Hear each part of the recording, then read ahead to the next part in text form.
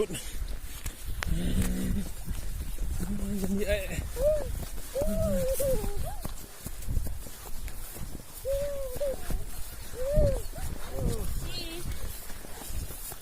เจ๊เจ๊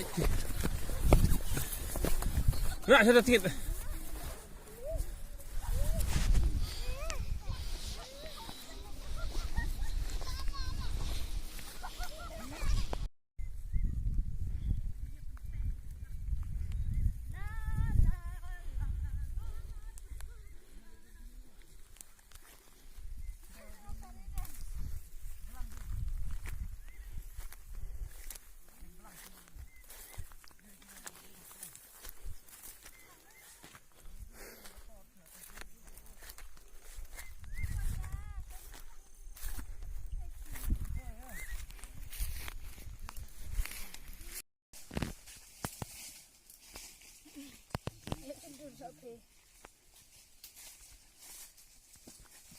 มึงอยู่กับเขาฮะ